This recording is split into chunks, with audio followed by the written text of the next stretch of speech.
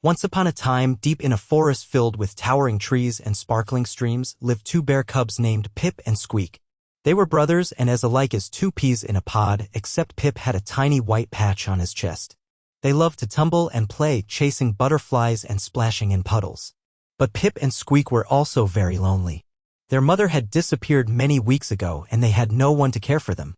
They missed her warm fur and the comforting sound of her humming. Every day they wandered through the woods searching for berries and nuts, their little bellies rumbling with hunger. Pip was the braver of the two. He would often take the lead, sniffing the air for danger and encouraging Squeak when he felt scared. Squeak, though smaller, was quick and clever. He was good at finding hidden treats like juicy grubs under fallen logs. They stuck together always. They knew that in the big, wild forest they only had each other. They would cuddle close at night under the shelter of a giant oak tree, dreaming of the day their mother would come back. Little did they know that danger was lurking nearby, watching their every move. The forest, while beautiful, could be a very unforgiving place. For Pip and Squeak, it was about to become even more so. The forest was a place of contrasts. Sunlight dappled through the leaves, creating dancing patterns on the forest floor, but deep shadows lurked beneath the ancient trees. Wildflowers bloomed in vibrant colors along the winding paths, their sweet scent filling the air, yet thorny bushes and stinging nettles grew just inches away, ready to prick unsuspecting paws. A clear, rushing river snaked through the heart of the woods, providing fresh water for all the creatures who lived there. But the river also held hidden dangers, slippery rocks and strong currents that could sweep a small cub away in an instant. Birdsong filled the air during the day, a cheerful melody that masked the rustling of unseen predators. The trees themselves seemed to watch over everything, their gnarled branches reaching up like crooked fingers. Some were old and wise, their bark covered in moss and lichens, whispering secrets to the wind. Others were young and slender, eager to grow tall and strong. Even the weather could be unpredictable. One moment, the sun would be shining brightly, warming the forest with its golden rays. The next, dark clouds could gather overhead, unleashing a torrential downpour that turned the forest floor into a muddy swamp. Pip and Squeak knew these contrasts well. They had learned to appreciate the beauty of the forest, but they also understood its dangers. They knew that they had to be careful, always on the lookout for anything that could harm them. The forest was their home, but it was also a place where anything could happen. Pip and Squeak's tummies rumbled louder than the distant thunder. The berries they had found yesterday were long gone, and their little bodies needed more fuel to face the day. They shuffled along a narrow game trail, their noses twitching, trying to catch a whiff of something edible. "Maybe we'll find a beehive today," Pip said hopefully, though he knew the chances were slim. Beehives were a rare and delicious treat, but also heavily guarded by buzzing, stinging defenders. Squeak pointed to a patch of bare earth. "Look, maybe there are grubs under there." He began digging with his small paws, sending dirt flying. Pip joined in, and soon they had unearthed a few plump, white grubs. They weren't very appetizing, but they were food. "We need more than this," Pip said, swallowing his portion. "My tummy is still empty." They continued their search, moving deeper into the forest. They checked under rocks, behind logs, and even climbed a small tree, hoping to find some forgotten fruit. But luck wasn't on their side. The forest seemed to be holding onto its treasures tightly. As the sun climbed higher, their energy began to wane. They were tired and hungry, and the forest seemed to grow more menacing with each passing hour. Every rustle of leaves, every snap of a twig made them jump. They knew they were vulnerable, two small cubs alone in a world full of dangers. Their hunger made them even weaker, their senses less sharp. They had to find something to eat, and soon. Their survival depended on it. Deep within the shadowed part of the forest, where the sunlight struggled to reach the ground, lived a pack of wolves. They were led by a massive, scarred wolf named Fong. His eyes were cold and yellow, and his teeth were long and sharp. He was a fearsome hunter, and the other wolves obeyed his every command. The pack consisted of 5 other wolves, a sleek, black female named Shadow, a young, eager male named Scruff, 2 older, experienced hunters named Brute and Scar, and a nervous, skinny wolf named Twitch. Fong was always on the lookout for prey. He knew the forest well and understood the habits of its creatures. He had been tracking a deer for days, but it had eluded him. The pack was hungry, and Fong was growing impatient. He stopped at the edge of a clearing, his nose twitching, testing the wind. He caught a faint scent, something small, something vulnerable. He signaled to the pack, and they gathered around him, their eyes fixed on his. "Bear cubs," he growled, his voice low and menacing. "2 of them. They are alone and weak. We will hunt them." The wolves stirred with excitement. A successful hunt would mean a full belly for everyone. Fong led them silently through the trees, his senses on high alert. He could smell the cubs getting closer. He knew that they were his for the taking. The hunt was on. Pip and Squeak, still searching for food, wandered into a small clearing bathed in late afternoon sunlight. They were so focused on the ground, hoping to spot a stray berry or root, that they didn't notice the pair of yellow eyes watching them from the edge of the trees. Fong, followed closely by Shadow, had spotted the cubs. He lowered his body to the ground, his muscles tense, ready to spring. He signaled to Shadow to circle around, cutting off their escape route. The other wolves fanned out, silently surrounding the clearing. Pip, finally lifting his head, caught a glimpse of movement in the trees. He froze, his heart pounding in his chest. He nudged Squeak, and they both stared in horror as the wolves began to emerge from the shadows. Fong stepped into the clearing, his eyes fixed on the cubs. He let out a low growl, a sound that sent shivers down Pip and Squeak's spines. They knew instinctively that they were in terrible danger. The wolves began to advance, slowly at first, then faster and faster. Pip and Squeak huddled together, their eyes wide with fear. They were trapped, with nowhere to run. The air crackled with tension as the wolves closed in, their hunger evident in their eyes. The cubs braced themselves for the inevitable attack. The peaceful clearing had become a deadly hunting ground. With a terrifying roar, Fong lunged forward. The other wolves followed, their snarls echoing through the clearing. Pip and Squeak, paralyzed by fear for a moment, finally snapped into action. They turned and ran, their little legs pumping as fast as they could. The wolves were faster, though. Fong quickly gained ground on Pip while Shadow pursued Squeak. The cubs darted between trees, dodging bushes, desperately trying to escape the relentless pursuit. Thorns scratched their fur and branches whipped at their faces, but they didn't stop running. Squeak, being smaller and quicker, managed to stay ahead of Shadow for a short while. He weaved through the undergrowth, using his agility to his advantage. But Shadow was a skilled hunter, and she was slowly closing the gap. Pip wasn't so lucky. Fong was right behind him, his hot breath on his heels. Pip could hear the snapping of Fong's jaws, and he knew that if he stumbled, it would be the end. He cried out in fear, his voice a high-pitched squeal that echoed through the forest. The chase was frantic and chaotic. The clearing, once peaceful, was now a scene of terror. The wolves were closing in, and Pip and Squeak were running out of time. They needed a miracle to survive. The forest held its breath, waiting to see what would happen next. The air was thick with fear and the scent of desperation. In the chaos of the chase, Pip stumbled over a gnarled root, sending him sprawling onto the forest floor. Fong was on him in an instant, his massive paw pinning Pip to the ground. Pip whimpered, his eyes filled with terror as Fong's sharp teeth gleamed inches from his face. Squeak, hearing Pip's cry, hesitated. He wanted to help his brother, but Shadow was still hot on his tail. He glanced back and saw Pip struggling under Fong's weight. He knew he couldn't leave him. But as Squeak turned to go back, Shadow cut him off, snarling menacingly. He was trapped between helping his brother and saving himself. He watched helplessly as Fong prepared to deliver the final blow.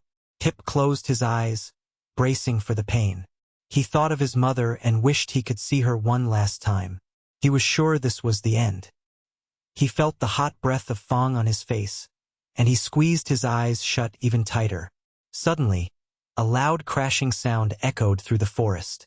Fong, startled, lifted his head for a split second. It was just enough time for Pip to squirm out from under his paw and scramble away. But he was still cornered, trapped against a thick wall of thorny bushes. There was nowhere left to run. He was completely at Fong's mercy. His heart pounded with fear as he awaited the inevitable. He was all alone. Just as Fong was about to strike, a massive, dark shape burst from the undergrowth. It was so sudden and unexpected that even the wolves were taken by surprise. The ground trembled as the creature charged into the clearing, scattering leaves and sending small stones flying. It was huge, much bigger than any of the wolves. It had thick, bristly fur and long, sharp tusks. It was a wild boar, and it looked very, very angry. The boar let out a deafening roar, its eyes blazing with fury. Fong, momentarily stunned, took a step back. The boar lowered its head and charged straight at the wolf pack, its tusks glinting in the fading sunlight. The wolves scattered, yelping in surprise and fear. The boar, with surprising agility for its size, pursued them relentlessly. It slammed into Scruff, sending him tumbling head over heels. It swiped at Shadow with its tusks, forcing her to leap out of the way. Pip, still trapped against the thorny bushes, watched in amazement. He couldn't believe what he was seeing. An enormous boar was fighting off the wolves. It was the most incredible thing he had ever witnessed. He could only hope that this unexpected savior would be enough to save him from Fong's clutches. But for now, the wolves were definitely distracted. The boar, panting heavily, stood his ground, his beady eyes scanning the wolves. He was a grumpy old boar named Gruff, and he usually preferred to be left alone. He spent his days rooting for truffles and napping in the sun, avoiding any unnecessary confrontations. But something about the sight of the wolves attacking the helpless cub had stirred something within him. He wasn't a hero, not by any means. He was just tired of the wolves bullying everyone in the forest. They were always causing trouble, disrupting the peace, and taking what wasn't theirs. He had seen them harass smaller animals before, and he had always turned a blind eye. But this time it was different. This time he couldn't stand by and do nothing. Squeak, who had been hiding behind a large tree, peeked out cautiously. He saw Gruff standing between Pip and the wolves, and he felt a surge of hope. Maybe, just maybe, they had a chance after all. Fong, recovering from his initial shock, circled Gruff cautiously. He had never encountered a boar this size before, and he wasn't sure how to handle the situation. He knew that a direct attack could be dangerous, but he couldn't afford to back down. His pack was hungry, and he wouldn't let a grumpy old boar stand in his way. He let out a low growl, warning Gruff to back off. But Gruff stood firm, his tusks gleaming in the dim light. A tense standoff began. Gruff stood firm, his short legs planted firmly on the ground. He snorted, sending a puff of air into Fong's face. "Leave the cub alone, you mangy mutt," he grumbled, his voice surprisingly deep and gravelly. "He's done nothing to you." Fong bared his teeth in a snarl. "He's food," he growled. "And my pack is hungry." "Find your own food," Gruff retorted. "There are plenty of rabbits and squirrels in this forest. Leave the cub alone." While Gruff and Fong were locked in their confrontation, Squeak remained hidden behind the tree, his eyes darting back and forth between the boar and the wolves. He was still afraid to come out, but he couldn't shake the feeling that he should do something. He knew that Gruff was brave, but he was just one boar against an entire pack of wolves. Pip, still pinned against the thorny bushes, watched the scene unfold with bated breath. He admired Gruff's courage, but he also feared for his safety. He didn't want the boar to get hurt because of him. He wished there was something he could do to help. Fong took a step closer to Gruff, his eyes narrowed. "This is your last warning," he snarled. "Step aside, or you'll regret it." Gruff didn't flinch. He lowered his head, ready to charge. "I'm not afraid of you, wolf," he said, his voice unwavering. "And I'm not going anywhere." Fong began to circle Gruff, his eyes darting, searching for a weak spot. He knew he couldn't charge head-on. Gruff's tusks were too dangerous. He needed to find a way to outmaneuver the boar, to catch him off guard. Gruff stood his ground, slowly rotating to keep Fong in his sights. He knew he was outnumbered, but he wouldn't let the wolves see his fear. He had to protect the cub, even if it meant risking his own life. Shadow and the other wolves began to close in, forming a semicircle around Gruff. They were waiting for Fong to make his move, ready to pounce at his signal. The air crackled with anticipation. Squeak, watching from behind the tree, felt a knot of guilt tighten in his stomach. He knew he should be out there, helping Gruff, but he was too scared. The wolves were too big, too fierce. He was just a small, defenseless cub. He peeked out again and saw Fong lunge forward, feinting to the left. Gruff reacted instantly, shifting his weight to counter the move. But it was a trick. Fong quickly changed direction, darting to the right, trying to get behind Gruff. Pip cried out a warning, but it was too late. Fong was behind Gruff, ready to strike. Squeak squeezed his eyes shut, unable to watch. He knew that Gruff was about to be attacked, and there was nothing he could do to stop it. He felt like the worst brother in the world. With a swift, powerful movement, Gruff swung his head around, catching Fong by surprise. His tusks, sharp as knives, grazed Fong's flank, leaving a long, bloody gash. Fong yelped in pain and stumbled backward, momentarily stunned. The other wolves, seeing their leader wounded, hesitated. They had never seen Fong get hurt before, and it shook their confidence. Gruff seized the opportunity, lowering his head and charging forward, scattering the wolves. He didn't stop there. He charged again and again, forcing the wolves to retreat. He was a whirlwind of fury, his tusks flashing in the dim light. The wolves, disorganized and fearful, began to lose their nerve. Squeak, witnessing Gruff's unexpected strength, finally found his courage. He couldn't stand by and watch anymore. He had to help. He scrambled out from behind the tree and ran towards the fray, his little voice shouting, "Leave him alone! Leave Gruff alone!" Pip, seeing Squeak emerge from hiding, felt a surge of pride. He knew his brother was scared, but he was still willing to risk his life to help. He had to do something too. He pushed against the thorny bushes, ignoring the pain, and managed to wriggle free. He joined Squeak, standing beside him, ready to face the wolves. They were small and defenseless, but they were together, and they were ready to fight.